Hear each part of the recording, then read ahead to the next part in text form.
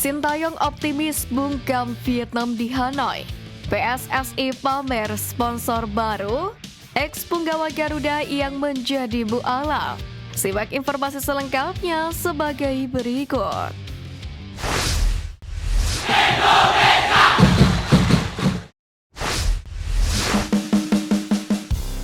Satukan talenta terbaik Indonesia, Sintayong optimis bungkam Vietnam di Hanoi.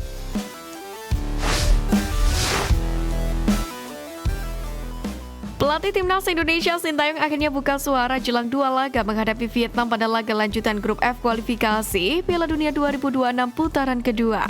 Sebagaimana diketahui, leg pertama akan dilangsungkan di Stadion Utama Gelora Bung Karno atau SUGBK, dan selanjutnya skuad Garuda akan tandang ke Maidin Stadium. Bagi Sintayong, dua pertandingan ini sangatlah krusial, yakni untuk memperbaiki posisi klasemen saat ini di mana Timnas Indonesia berada di posisi buncit. Sintayong menjelaskan persiapan Timnas Indonesia akan coba dimaksimalkan, apalagi mereka kedatangan dua nama, yakni JZ dan Dayton Jeon. Sementara Tom Haye dan Ragnar Oratmangun berpotensi gabung pada pertandingan kedua.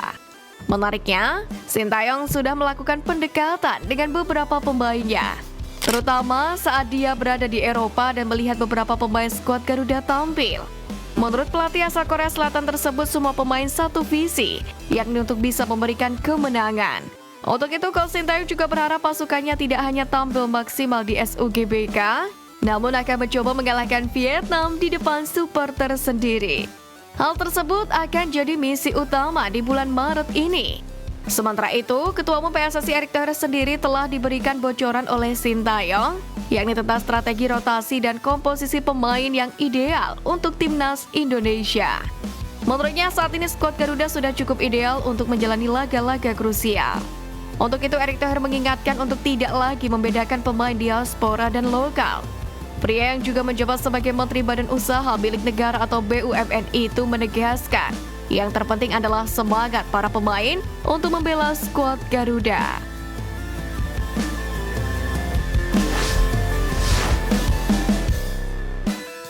Ex-punggawa Garuda yang menjadi mualaf.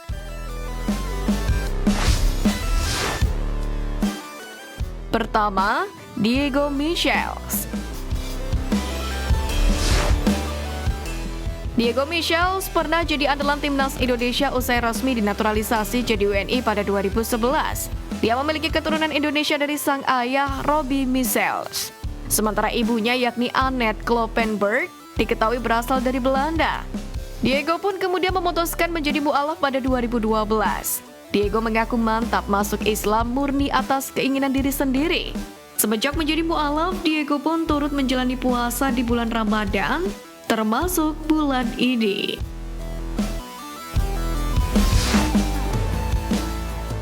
Dua, Christian Gonzalez.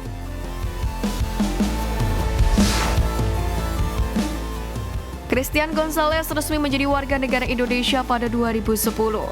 Setelah itu, striker kelahiran Uruguay itu pun beberapa kali dipercaya memperkuat Timnas Indonesia. Sejauh ini dia sudah mengumpulkan 32 caps dengan catatan 13 gol bersama tim Merah Putih. Pemain yang mengantarkan Timnas Indonesia jadi runner-up Piala AFF 2010 ini pun turut menjalani puasa Ramadan, sebab Gonzalez diketahui sudah menjadi mualaf. 3. Esteban Vizcarra.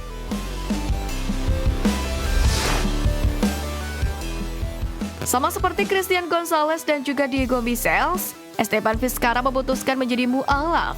Keputusan itu diambil pada 2012 saat menikahi perempuan cantik Indonesia Resti Ayu Ferdina.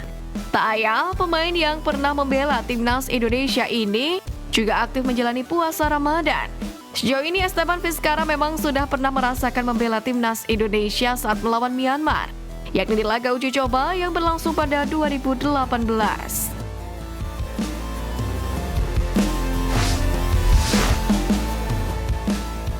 Pamer sponsor baru, PSSI jamin keselamatan punggawa Garuda.